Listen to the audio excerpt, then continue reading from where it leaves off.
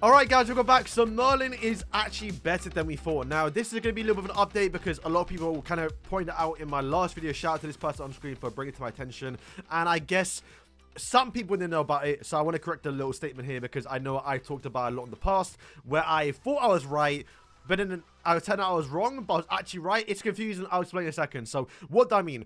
Essentially right now, this skill right here buffs up 7 deadly sins allies. It's important that it doesn't say the 7 deadly sins because when the game first came out, the only buffer we had was King, and he does the exact same thing, buffs up 7 deadly sins allies and also the blue characters, right? And during the beta, game was much different. The best characters in the game were unique characters, and so we didn't have Escanor. Unironically, the best green character in the game was this Boat Meliodas. And if you watch my earlier videos, I used to say it a lot.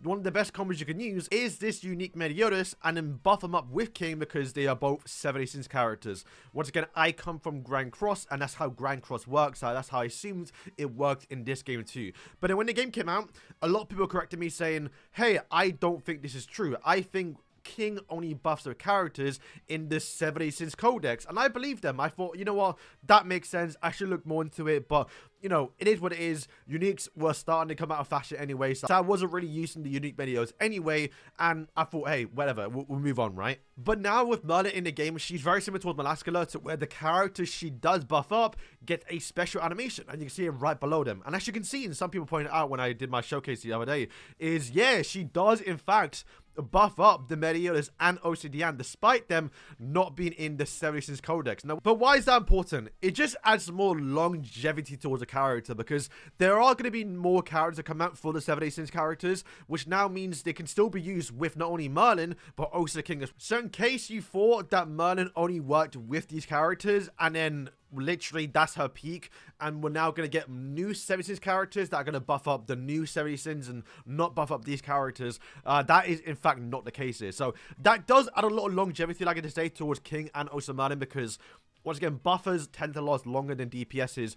If we get a new Escanor, and I'll talk about it in a second, if the new Escanor is better than this Escanor, then you're probably not going to use this Escanor. But that being said, though, this game is kind of unique a little bit to where you can use a bunch of Escanors on the same team, or a bunch of, I guess, Dians. Like, I can use 2 Dians. So, yeah, even if we do get, like, 2 Escanors, there's a good chance you're probably going to use both Escanors together. So, to show you what you can see, crit damage is 500% basically, and the crit chance is 87. And if we start a game right now, if we click on Melee here, and I think we have our King aside, we do, you can see, obviously, the crit damage has gone up by 40% extra, and then also as well, the crit chance has gone up too. So, yeah, they do, in fact, work with the unique characters, which is, once again, why I thought it worked. But then I you know, I read the comments and I started to believe you lot, right? So yeah, I want to do a little bit of an update talking about that fact because I think it does change the character a little bit. Does it make her a summon? Definitely not. I still think she actually is worth summoning if you have the currency, if you like Merlin and you just want a good buffer. She is a very good character. I know people have been downplaying her. I even got a comment saying, hey, I took Merlin to 6-star. Now I kind of want to uninstall the game. Guys, she's not bad. She's actually really, really good. It's just, she's very boring. All she does is buff up the sins, and that is basically it, right? The single target skill is bland, has nothing on it, nothing special to like attack speed. The knockback is sometimes useless and sometimes actually annoying with the bug they have in the game right now, and like nothing too crazy about the character.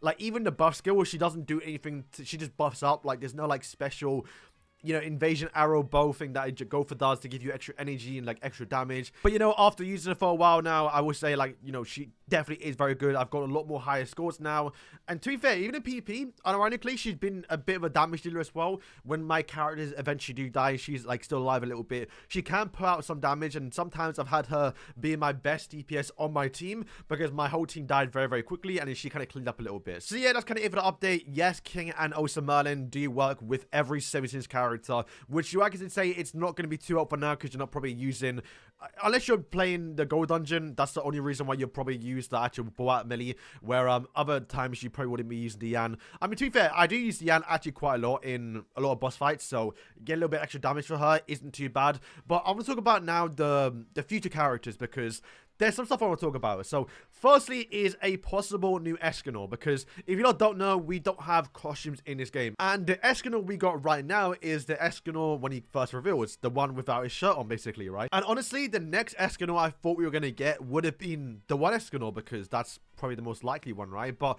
honestly, I do now think it's possible we could see Escanor but in his armor. Now, allow me to explain. There's a few things that was missing from this Escanor, and that was his cruel sun.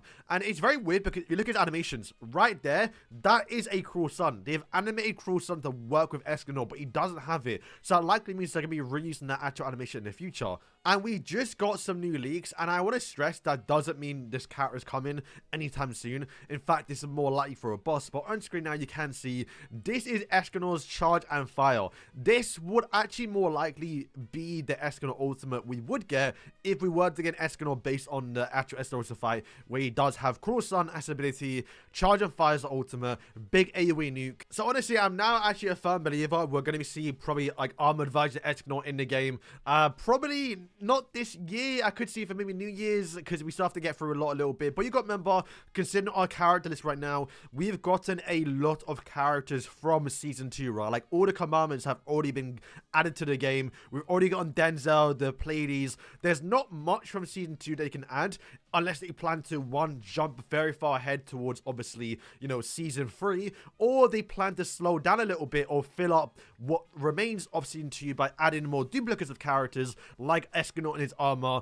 like some maybe even seasonal characters. We do know, and I talked about my last patch note videos, but they did say we're going to be getting a Halloween update, so it's possible we could be seeing a new Halloween character in the game. And I've had to guess who it could be. The more likely one, I guess, would be, obviously, Medeiros in his little vampire outfit a little bit. And these characters, if we ever get them, like I said, the Medeiros or Escanor, they're all going to be Series 6 characters, so they're all going to work with this Merlin and Osa King, which has added a lot more value towards them, which is nice, because I do think Merlin is not a character really worth summoning for right now. If you have the currency and you want to go for it, it's not the worst idea. Like, she is worth it, and you don't mind getting towards like 6 to 5 star a little bit, because she does become a pretty more tankier and does a lot of damage. You know, it's just you don't need to do that. And if you are free to play, then you don't have to summon her already, because, well, she's not a character really worth chasing. In fact, if you pull her and you have her at 1 star, she actually is very usable even in PvE content. She doesn't need to land attacks to get this ability to work, so you'll be able to actually get this Merlin at a low dupe level, get her to work, and slowly working her over time